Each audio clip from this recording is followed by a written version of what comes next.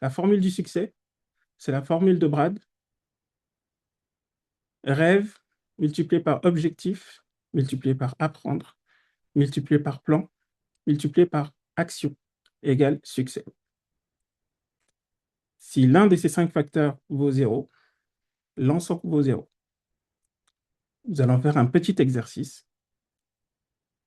Chacun, est-ce que vous pouvez noter de 0 à 10 à quel niveau sont vos rêves? Est-ce qu'ils sont bien écrits? Est-ce qu'ils sont clairs? À quoi ressemble vraiment le succès ultime pour vous? Xavier, 10 millions, 1 milliard même, excellent. J'ai dit de 0 à 10.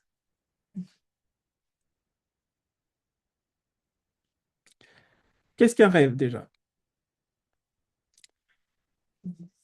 10, Jean-Luc, merci. Le rêve définit le succès ultime. À quoi cela ressemblerait-il selon vous? Quel serait un monde où vos rêves sont réalisés? On a 3 niveaux de rêve. Le niveau 1, déjà ne pas être malade, vivre. Le niveau 2, c'est avoir ceci ou avoir cela. Et le niveau 3, c'est faire, rencontrer, voir, apprendre. On n'a aucune idée si cela va arriver ou non. L'objectif est toujours de se positionner sur le long terme, euh, loin, 10, 15 ans. Le rêve sort souvent de cet acabit-là. Euh, on doit rire de nos rêves. C'est quelque chose aussi que j'ai appris avec le temps. Sinon, euh, c'est qu'ils ne sont pas assez grands. Souvent, je le dis, OK, est-ce que tes rêves te donnent envie de réussir? Quel est le niveau de être en connexion avec l'univers? J'adore. Merci Xavier.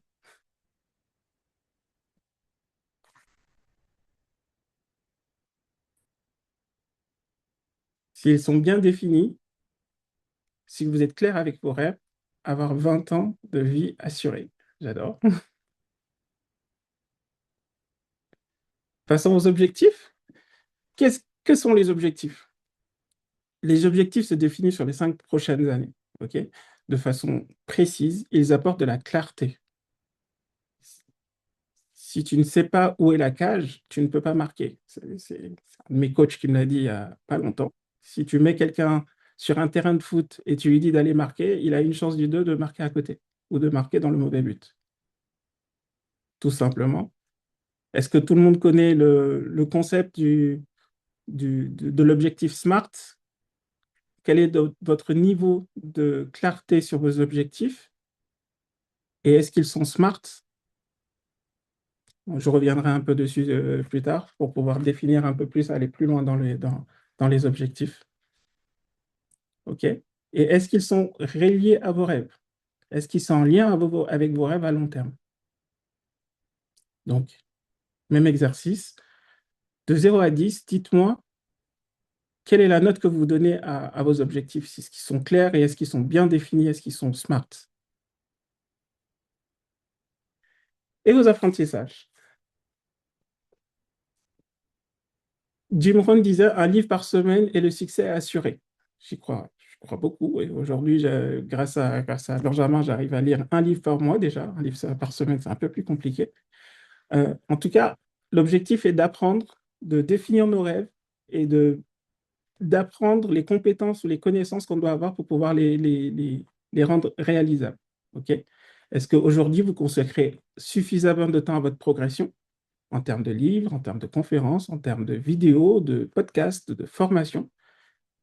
Savez-vous sur quoi vous devez réellement progresser pour pouvoir atteindre vos rêves? Qu'est-ce qui vous manque?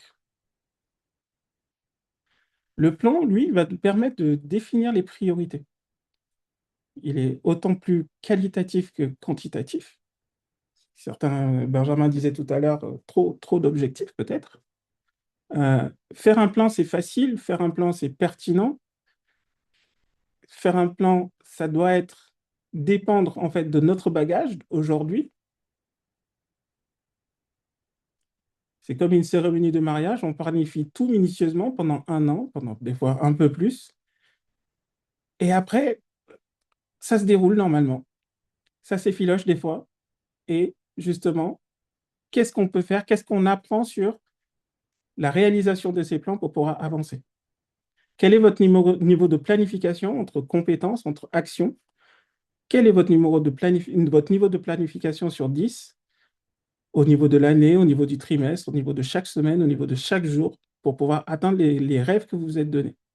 La dernière partie de la formule, c'est l'action. In fine, c'est l'action qui nous fait bouger, c'est l'action qui fait bouger les choses. OK? Euh, la quantité et la qualité des actions font le résultat. La quantité est souvent là, mais la qualité souvent moins. Obtenir des résultats, c'est passer une majeure partie de son temps sur des actions clés. Quelles sont-elles? Est-ce qu'elles sont bien définies? Suis-je actif majoritairement plutôt que d'être passif? Suis-je productif pour l'entreprise? Qu'est-ce que je planifie correctement ou moins correctement?